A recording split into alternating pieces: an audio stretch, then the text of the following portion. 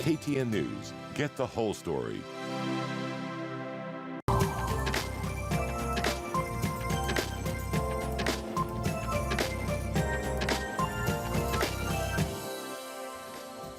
A very good morning to you. As always, it's a pleasure to have you with us as we get to kickstart your day in style. It being the 11th day of May, it has been a busy day yesterday as the KCSE results were released by the Education CS Professor George Magoha, and I must say congratulations not just to the top achievers but also those who recorded improvement, no matter how slight it is in this particular results. Trix, what say you? Indeed, congratulations to all who did well and scored a result that is worth celebrating. But as that unfolded, there was a lot of politics and a lot of undercurrents, particularly with the ODM party, and that is going to form the basis of our discussion today. And that story has also been covered in the dailies that we shall be going through. Today's headline for that political story is Raila now meets Orengo, Ngilu and Oparanya. We shall dig deeper into the very latest in the political intrigues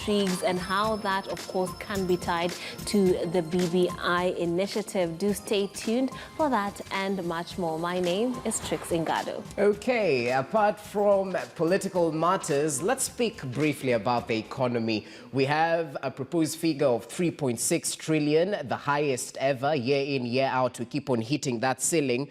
But in the backdrop of the Finance Bill 2021, we take a look at the spending plans by the Treasury, by the government, in terms of boosting the inadequacies in our revenue collection. We take a look at the ever-expanding expenditure and the areas where you will be hurting come July once some proposals come into effect. Talk of the income tax, VAT tax, and the likes. That and much more coming your way later on. So do stay tuned for that and much more. Let's begin with taking a look at what has been covered on the international dailies. We begin with the Daily Monitor, this time round Uganda. A lot of developments right there. Where does money borrowed by government go? Of course, a lot of talk in terms of their debt situation. Officials say tax revenues are lower than 16% of the gross domestic product. That's a couple of information in regards to the government's borrowing in Uganda.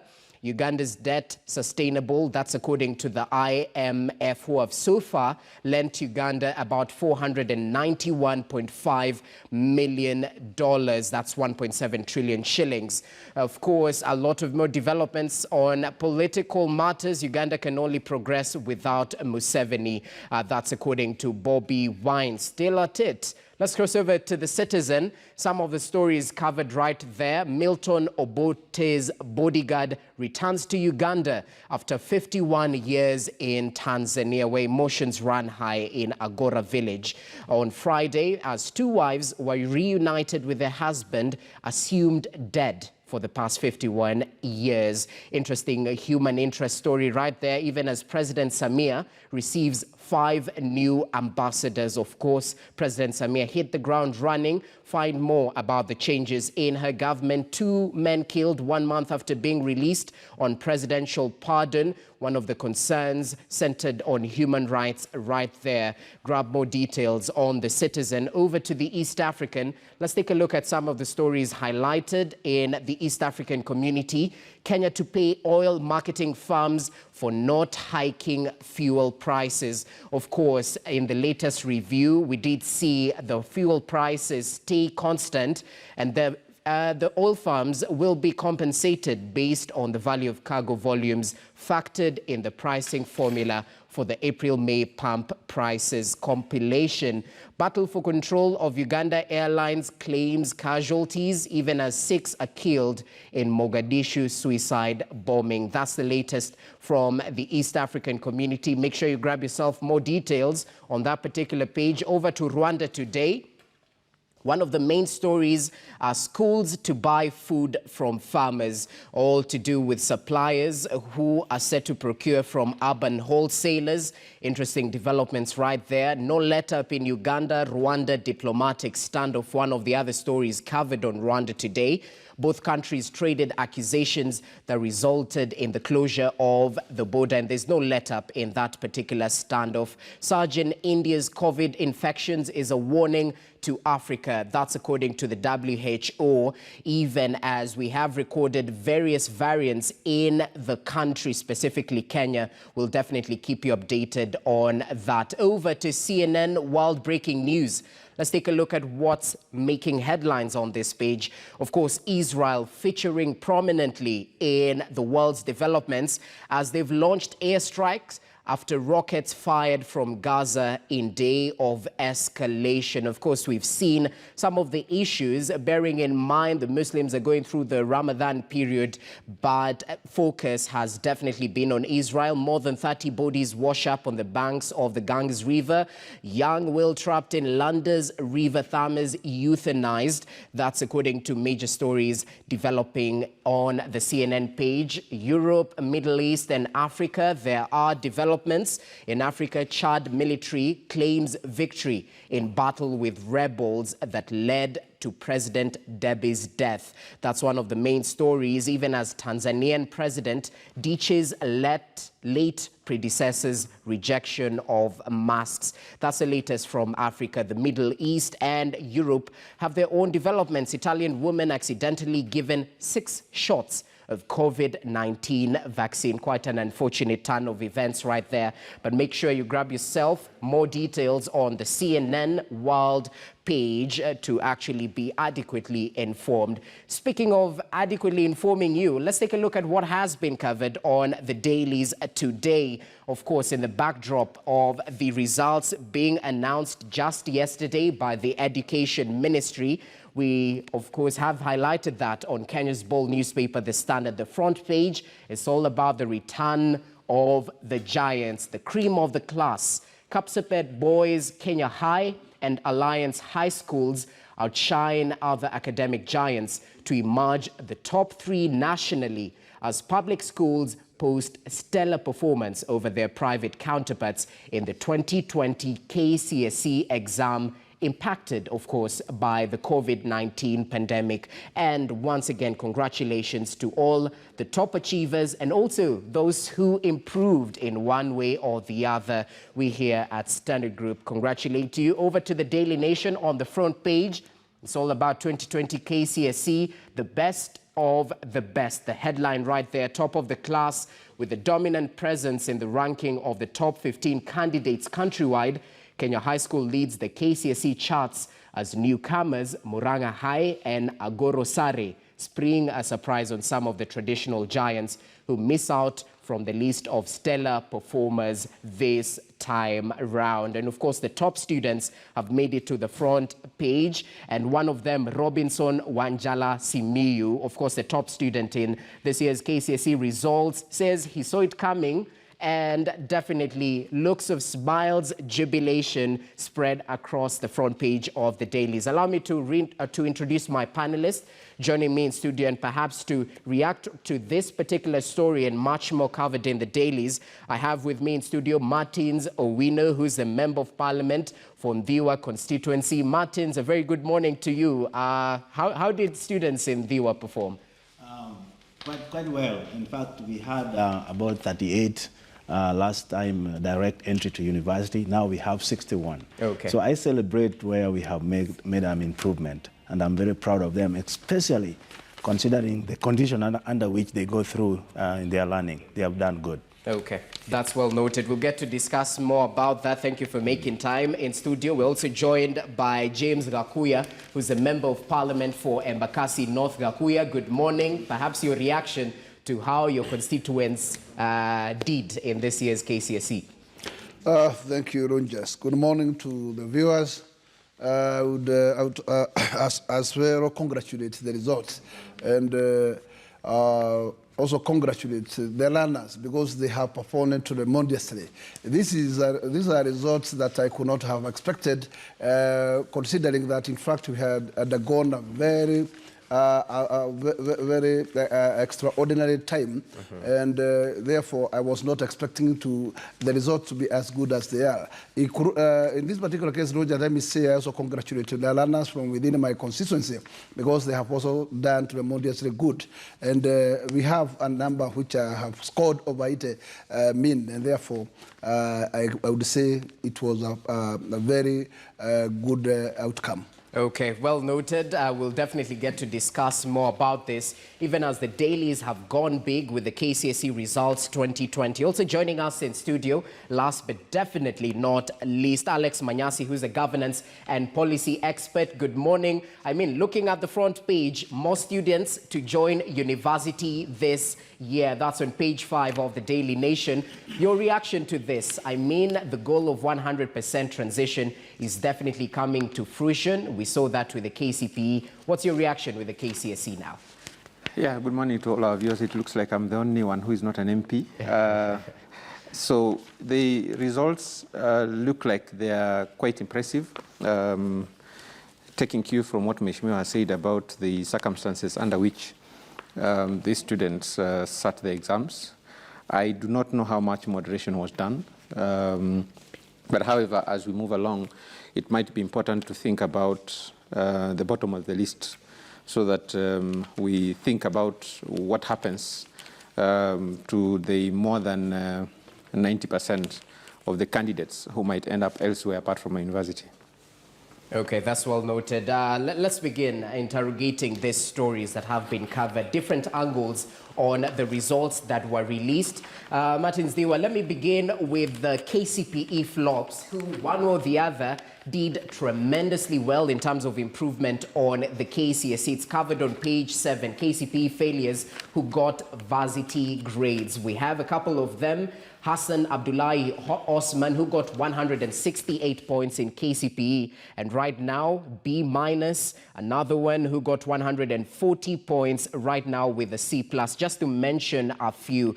Others are from extra county and county, sub-county schools. What's your reaction to this? Because we've been glorifying those who get A's, but definitely not giving impetus to those who improved. Well, what's your take on this? Exactly, and that's why, Rogers, I want to congratulate all the students who made an attempt. In fact, I always tell my students in Dewa that where you start does not really matter. It's where you are going. Rogers, there are 3 factors that really govern students' performance. One is the teachers' factor, how motivated they are. Number 2 is infrastructure, where these kids are learning. And number 3 are the parents, how supportive they are. For these kids who did not perform well in CPE, there could be all those factors I've mentioned, but they were determined to go ahead. Given any environment favorable to a kid, they will perform better. And that's why our yardstick for measuring education performance as direct entry to university may be just relative, but the real measurement should be if we give these children a good environment that can also motivate teachers, how best can they perform? They did poorly in primary. Now they have done well in secondary. Now they might even do better in higher education. So what I'm trying to say is that even as we celebrate the achievers, it is good to review under what circumstances are our children going to school? How are the schools? How are the teachers motivated across the country? Because at the end of the day, all these kids are facing a same national exam, but they are coming from different grounds. So congratulations to those who have performed well now and did perform much worse. And that is the message I want to put to all the students. It doesn't matter where you start. Keep on going. You will become better and better as you go up. Exactly. Your past definitely does not determine your future. Gakuya, even as we talk about congratulating these achievers, I mean, there's some who results are actually set not to be released. 287 of those who were caught cheating during this particular examination results. Let's talk about the integrity of this year's KCPE and KCSE examinations and the 100% transition promise in terms of higher learning. Any take on that? It's been covered on page 8. Thank you, Rogers. My take on those results that are still hoarded. It is very clear that, in fact, the NEC and the stakeholders must make sure that they have made all possible to make sure that actually all loopholes of what we call doctored results are sealed. But this does not mean that, in fact, there could be those small issues, those isolated cases of stealing. And anywhere that actually there could be any suspect of such kind of behavior, I think it's a duty to the Minister for Education to make sure that at least the justice is well taken care of, so that, in fact, as you do vetting on those who are suspected, you cannot at the same time punish a student or a learner who probably was a genuine learner. And therefore, that vetting process should be so clear so that at least every student can feel better and can build that at least, even though she's being kept on that list of the pending list, actually he can feel that actually he's there. And where he's been put is that suspect is a genuine suspect. Because you find maybe sometimes there could be a suspicious schools, but not every runner was part of that dragnet. And therefore, you could end up to punish the whole classroom, and probably it is only maybe 5 or 10 number of students who are in that particular stealing category, but the rest are being punished included. So I would wish that, in fact, the justice will be read to all the learners, and every single learner should get results depending on the outcomes that he did officially, without being blacklisted, without having been heard, or without the results being vetted on a clear manner. Okay. Lastly, Rogers, I would say, going forward, this moral element will never be there, because we cannot forget that we are dealing with what we call an exam that dictates a passage. Because a student is leaving from a primary school and bridging to secondary. That's a passage. And that I can tell you that, in fact, it is sometimes very tricky, because the runners sometimes becomes very frightened in this particular exercise. It's like life and death. What I would like to urge the parents, teachers, and the learners is that we should not take these exams as so tedious that is life and death, so that at least you must do everything, including even stealing, to make sure that you do the best. Just be yourself when you are taking this particular part. And if it is the tutors, motivate the learners, give them the best discipline. Let also the learners adopt the best discipline. And at the end of the day, we should be getting the right and correct results. Okay, well noted. Alex Manasi, even as you react perhaps to some of those cheats who will not get their results, it's proper to note that no blanket cancellation of results was actually instituted in about those 20 schools where cheating was reported. A good move by the ministry right there. But I was drawn to page 6 of the Standard. Wanjala, the top student, who said, "Internet kept me close to my teachers." And of course, this was due to the COVID-19 pandemic. Students had to take a break. 7 months or so from school, and it definitely brought to the fore some of the inconsistencies that students might face in the education journey. The second student, if you didn't see that story, was actually from Kibra, and he was highlighting how he had to actually study in the lavatories since they share one room with the parents and siblings, and he used to study at night, and the light would obviously affect the other members of the family.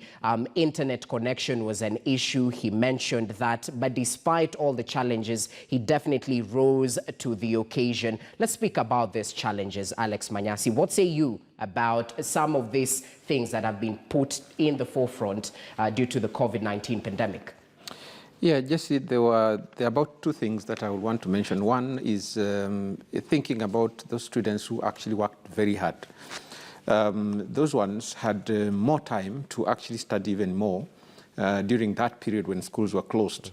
So you will see that, like for example, this student you're highlighting who was studying the lavatory at night, what actually that meant is that the student put in much more and probably stayed close to their books throughout the process when schools were not in session. That's one. And then number two, because of the inequalities of internet and others, like Wanjala, for example, he was talking about internet having brought him closer to his teachers. For those kind of students who had access to internet, they had also a different set of advantages such that they were able to consistently learn for the entire period. However, you'll see that there's a third category of students who may have actually gone out of school and stayed out of school literally for that entire period until they went back to school. For those ones, when schools reopened, they had a very small window to actually study on their own because there was too much they were supposed to cover at a very small, at a very short time. So if you think about all these things, then the role of the teacher and the parent and the student was actually playing out in how these students came out. And this may just be a reflection of how different kids are, number one, and how different society is. But the responsibility of parents and teachers with regards to getting their kids perform better may have played a role. I am not sure about the schools that are emerging, which are from far-flung areas. I could suspect probably some of those schools actually took time to either coach their students or stay with the students when COVID was affecting mostly the urban areas of the country. So a lot of factors may have played in this year's KCSE such that it's almost very hard to determine whether this year's results should reflect exactly what society is and what those schools are and what those students are.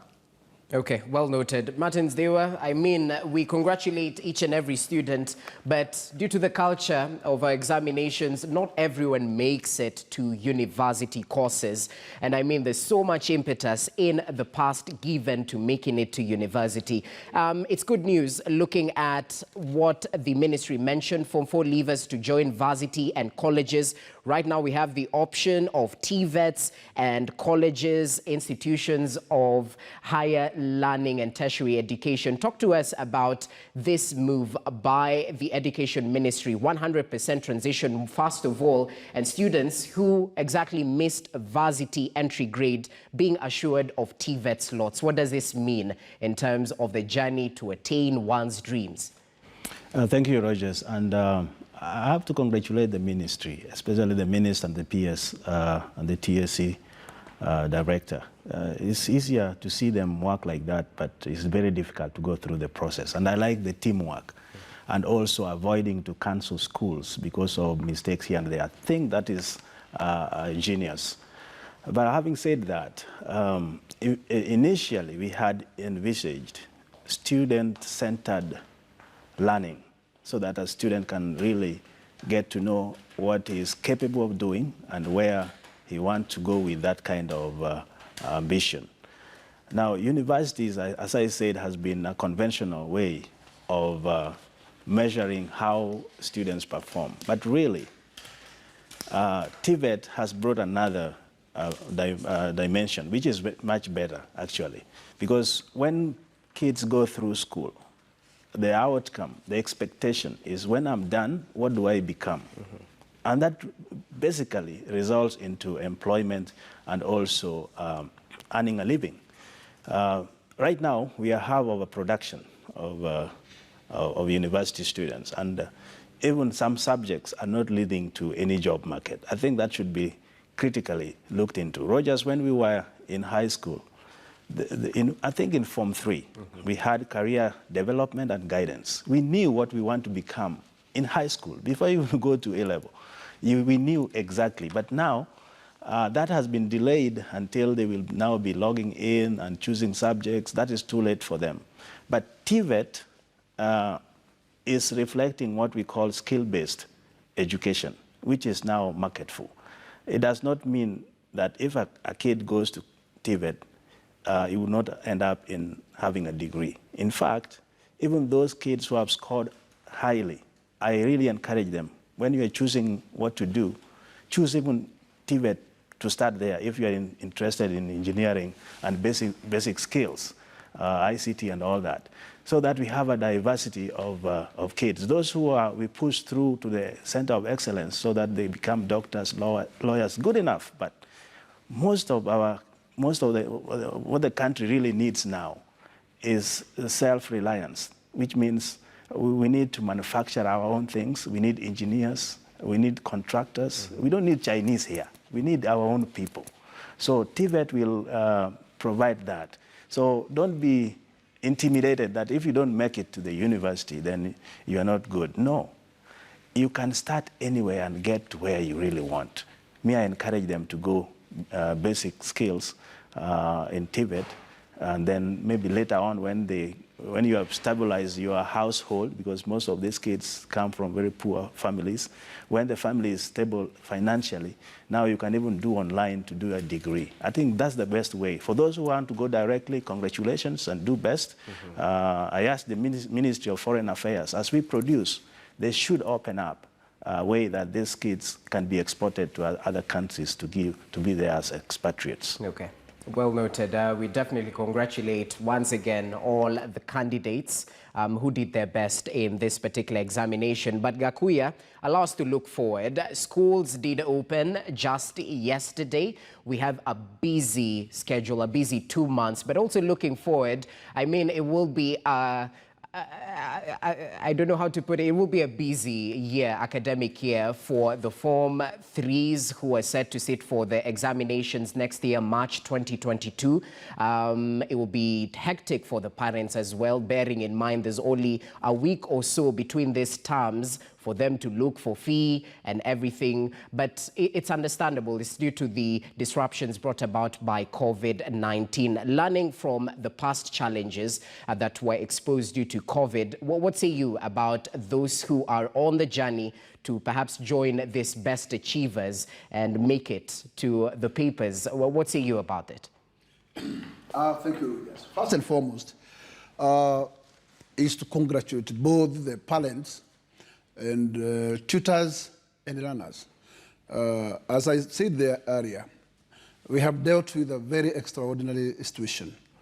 And to me, I congratulate those learners in a big way, because they have given us a very promising result.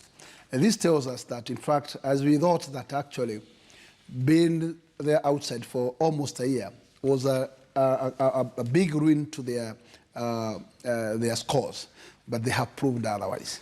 In that particular case, I would say heckle to both the parents who made sure that the runners are busy even when they are at home, okay, and also tutors who also made sure that when the students get back to schools, that short term they have made the best to make sure to prepare them for the last concluded exams, and also attained those promising results.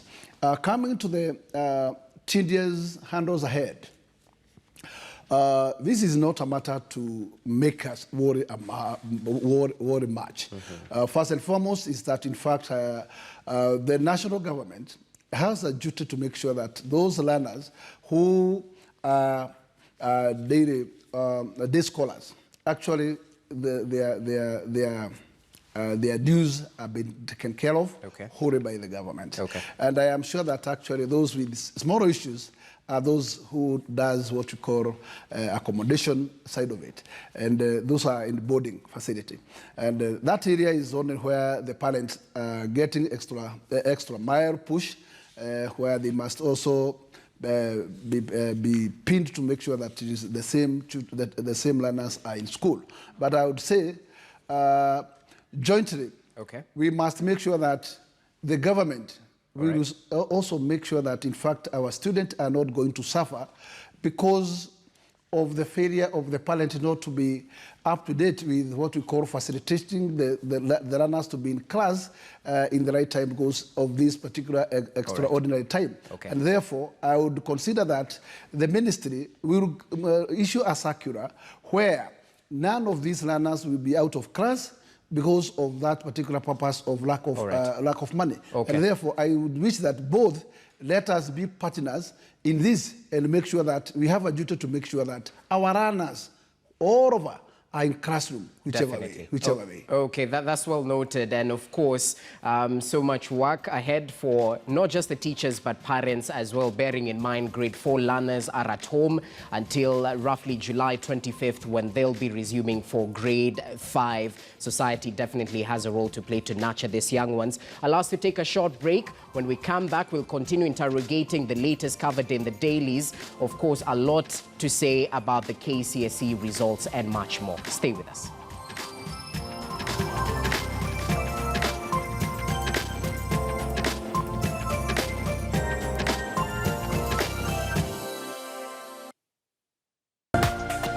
This is KTN News.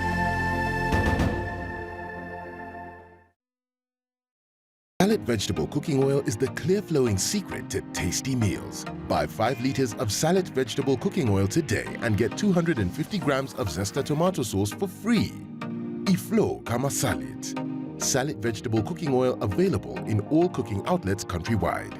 Introducing the new salad oil with a spout for easy use. Comes packed with omega-6 and 9 and vitamin A and D and at a price that doesn't dent your wallet. Leo utakula nyumbani. Salad, siri ndio hiyo. And all through it, you know, we go to school, study hard, get the much-deserved grades and celebrate our graduation. Then reality hits us. We get to the job market and we simply don't know where to start off. Thankfully, by visiting jobs.standardmedia.co.ke, your next career breakthrough could be a click away. Get the best in career advice, employment opportunities, internships, and part-time jobs. Give your career the much-needed lift on jobs.standardmedia.co.ke or get SMS alerts by signing up on our website at 5 shillings only. In terms of how people manage and run their businesses and how we use data, how we secure data.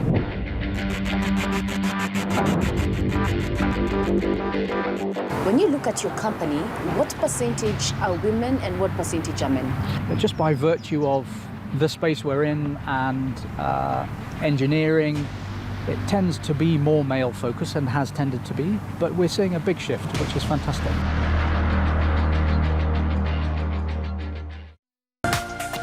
This is KTN News.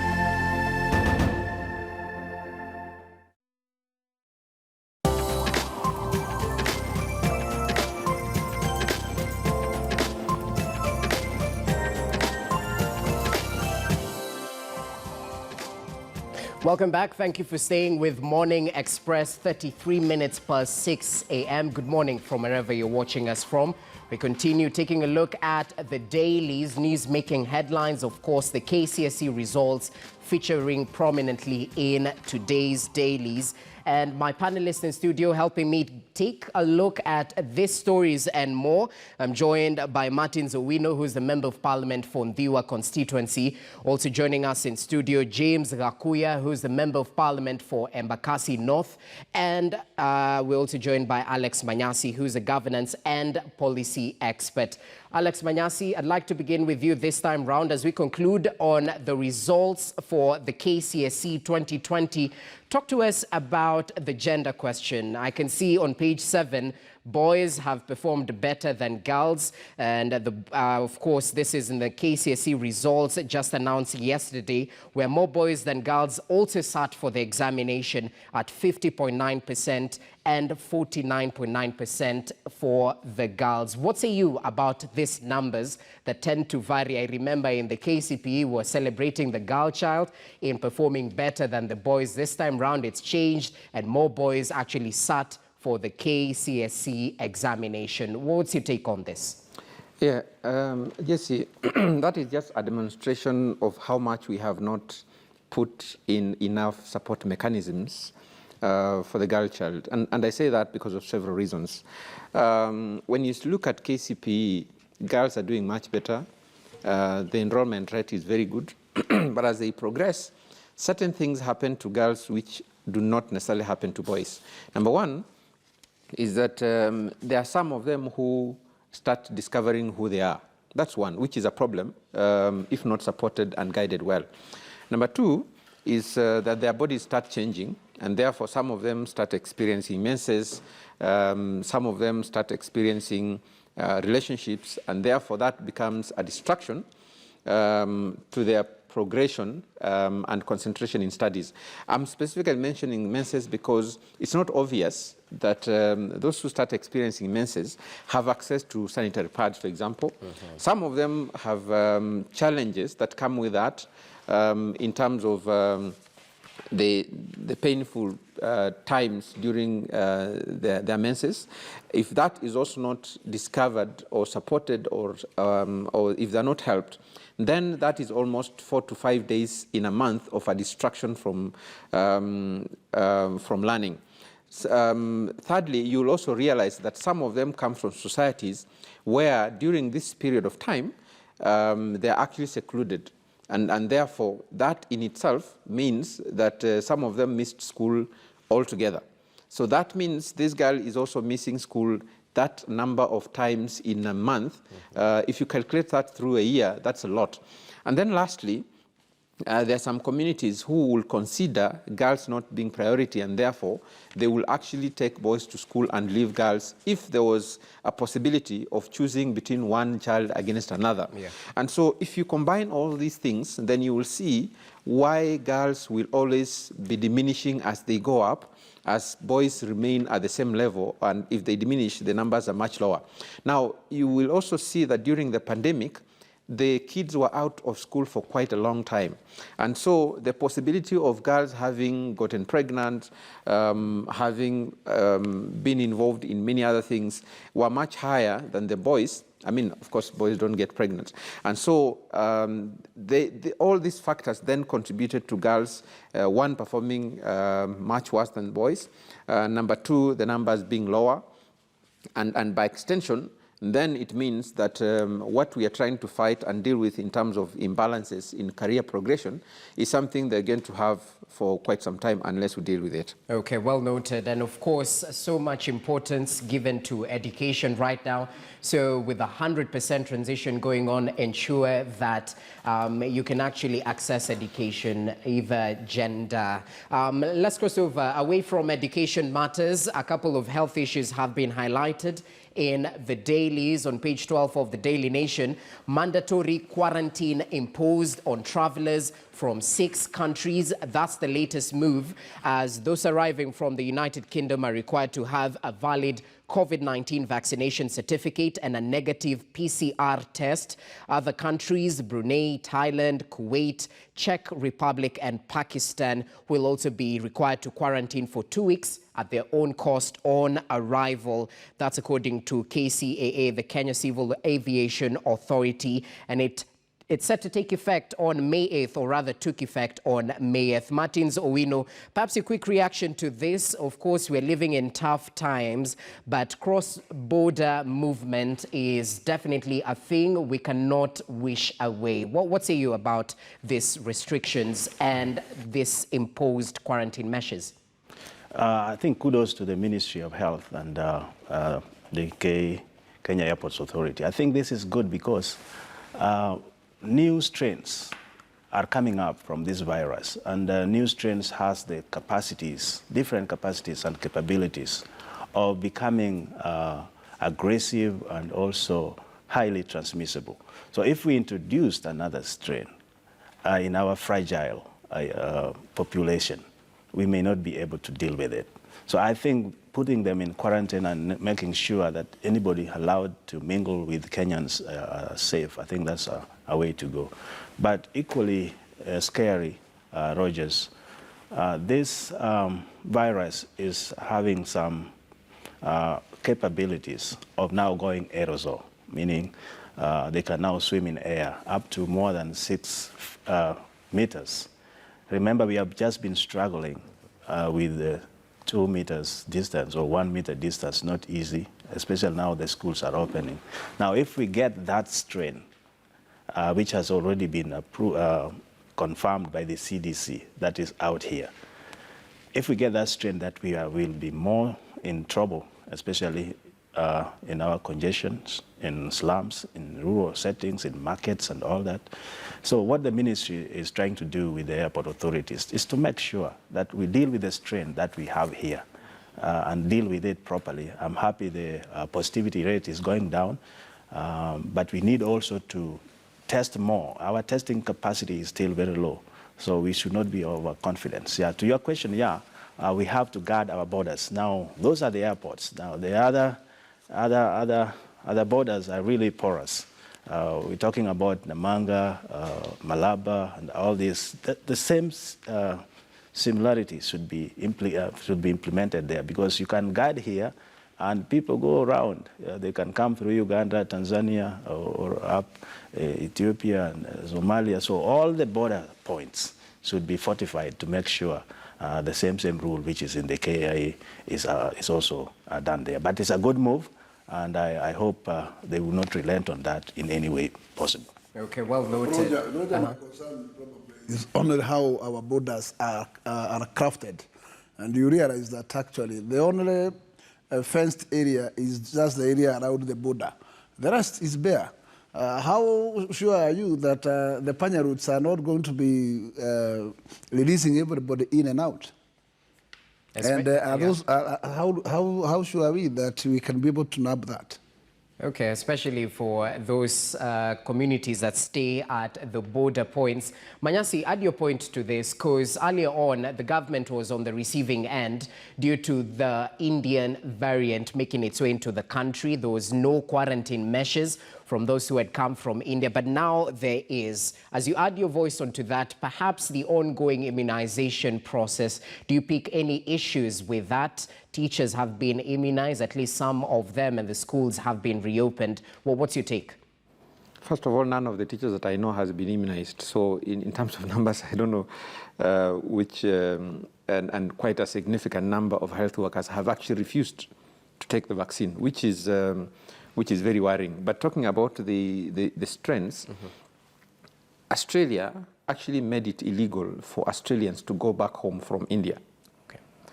Now, if you think about their own citizens being barred from going back home, and I think that decision is still being reviewed.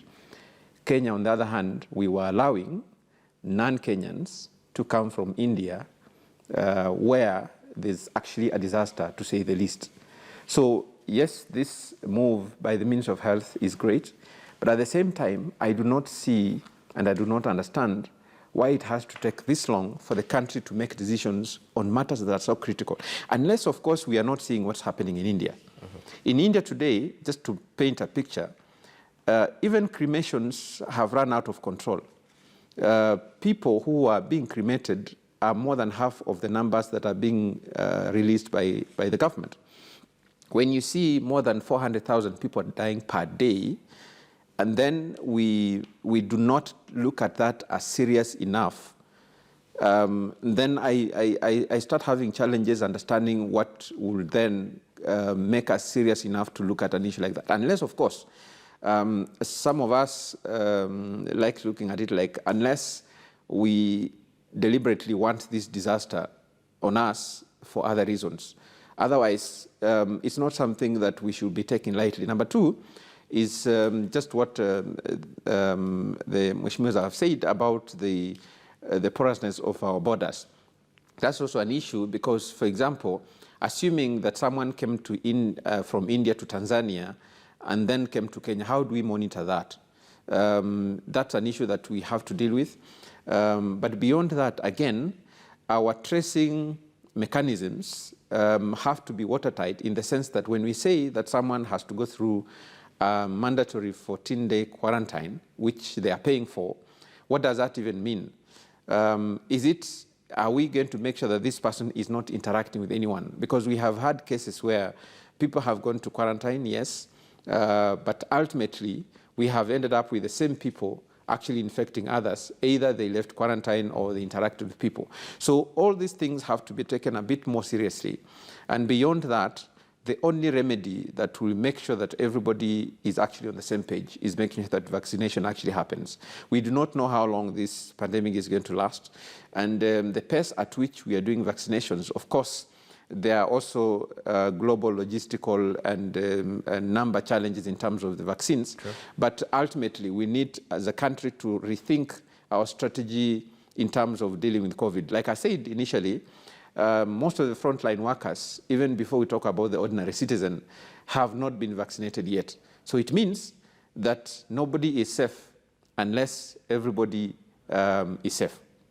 Okay. That's basically what it means. Okay, herd immunity is definitely a goal right there. And so much in terms of the economy is centered on the vaccination drive in the country. Gakuya, your final take on this. Are we more reactionary as a country, wait for something bad to happen and then react to it, apart from actually anticipating this, borrowing from what's happening in neighboring countries? Well, what's your take on this?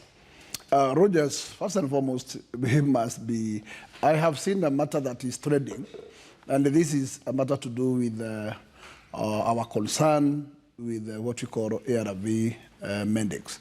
And there was a cry within the country that actually the country has no stock of ARV mandates. And an issue is like we are taking this so slow to clear a consignment that is already in our port. And it's a consignment that is purposely coming to donate with what we call donations of medicines to Kenyans. And it is taking a lot of inches where the sick people are crying that they are out of these particular medicines in their stores. So as a nation, I think it is very important to be more precaution and taking matters to handle this on a very serious way. At this particular point, I would say it has not been going on well, starting from issues to do with KEMSA and how KEMSA was taken. And the seriousness it was supposed to take, considering that actually it was to deal with issues to do with life of the people. Up to date, we have not seen any serious commitment of the national government towards fighting with this particular monster. Because as we at the level we are, we could not at this particular stage arguing about that the vaccines are not here. Because each country can be able to stop some projects and make available budget for buying this vaccine, because we can't value many other projects beyond the level of valuing the lives of the people. Okay. Well, you can build roads. Whom do you build the road for if the peoples are being swept? So the first and foremost thing, you must make sure that you stick with your priorities. And priorities number one is the health of your people, of your society. And therefore, I would like to see more extraordinary commitment of the national government towards the fight against this virus. Okay. Yes. Priority question is definitely quite important. Martin Zowino, perhaps you'll add your voice to that? Yes, I think Honorable Gakuya is right. From the health committee point of view, we are very frustrated. And as we talked last time about the three arms of government, we did give the Ministry of Health the money they wanted for COVID interventions. And it's unfortunate that the Parliament does the budgetary and the oversight, but our hands are limited when it comes to implementation.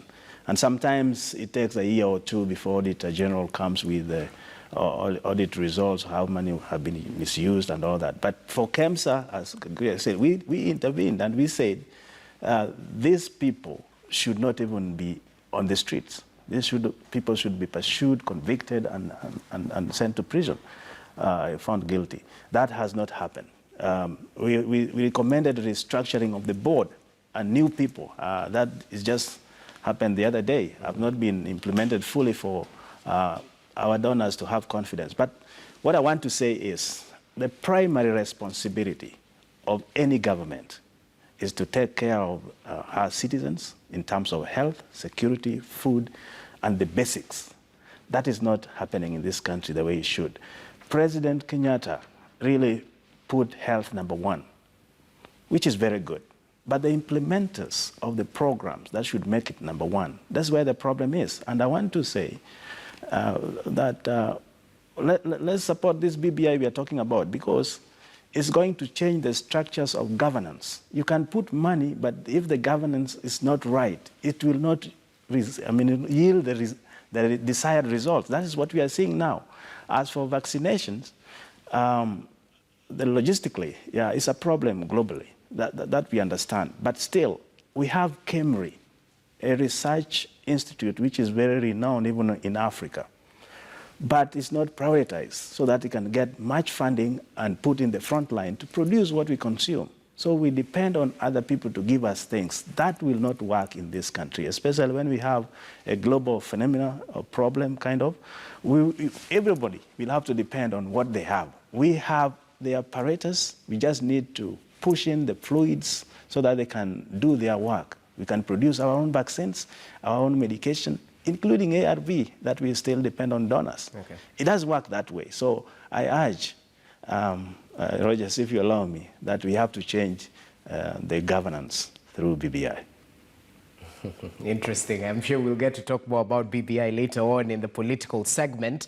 But Alex Manasi, speaking of financing, the counties are definitely highlighted on page 19 of the Daily Nation. And get this, according to the International Budget Partnership in Kenya, it shows West Pokot, Samburu, Turkana, and Elgeyo Marakwet have actually presented key fiscal and budget-related documents that this study assessed. All this in terms of sharing with the public the issues they picked up while formulating and implementing the budget, according to the Public Finance Management Act 2012. Talk to us about the transparency in counties in terms of spending. It has been a journey in terms of devolution. Are we getting better at it? And perhaps address the issues of timely disbursement of funds to counties, because for one county in Taita Taveta, March and April salaries haven't been paid because they haven't received money from the Treasury since December. Key issues of concerns when it comes to devolution, don't you think? Yeah, the aspect, I think I always like speaking to these things from different perspectives. Number one is the aspect of disbursement of money to counties in a timely manner. Of course, we have had instances where counties have said they have received money just before midnight of the end of the financial year. And so what that means is that people will frantically write checks at night. People will frantically try to transfer money. And when that doesn't happen, then it becomes complicated to even deal with the next financial year. So that is something that definitely should be discouraged as much as possible. The Treasury should ensure that the counties have their monies when they need it. Because ultimately, and I don't even want to go into the aspects of, a friend of mine was telling me yesterday about her friend who actually died because he waited 3 years after supplying to government and he was not paid and the banks were almost auctioning him. And so he took his own life. But even before we go into that, the aspect of ensuring that the counties are actually running efficiently is critical to the development, unless, of course, we don't want devolution. But having said that, on the other side of it, we keep seeing the transparency aspect in the management of our money. And by the way, we should never, I am one of those people who doesn't believe that you say the counties are mismanaging and therefore we don't give them, they should not deserve money. Those are two different things that should be dealt with separately. The mechanisms of dealing with corruption, in my view, in this country have completely failed. And I say that because of several reasons. Number one, EACC, for example, devolved their offices to the county level, to the regional level. Someone needs to convince me how that has helped. The only thing that has helped, and I will say this without any contradiction whatsoever, is that they have become cohorts with the protection of the county officers, so that if you have someone who is responsible for Western, for example, or Bungoma, they will sit down with the governor and cut corners, and then ultimately you get nothing out of the investigations that are supposed to be undertaken by EACC. That's one. Number two, if you go to Parliament, and this gentleman sit in Parliament, and I'm saying Parliament because that includes National Assembly and the Senate, we keep hearing stories about people have been summoned, about, I don't know, CECs have been asked to account for the money. There was this live spectacle. I'm saying spectacle because ultimately, when it doesn't end up in anything, so as a Kenyan, who is not sitting in Parliament, someone needs to convince me why that is even helpful in the first place. If we are not seeing any meaningful transition from a CEC was taken to task, the Auditor General said this money is not accounted for, the police have swung into action. We have not seen any of that. And so convincing Kenyans that this process is actually help and giving oversight to the money that Kenyans are earning hardly is something that we need to be speaking candidly about.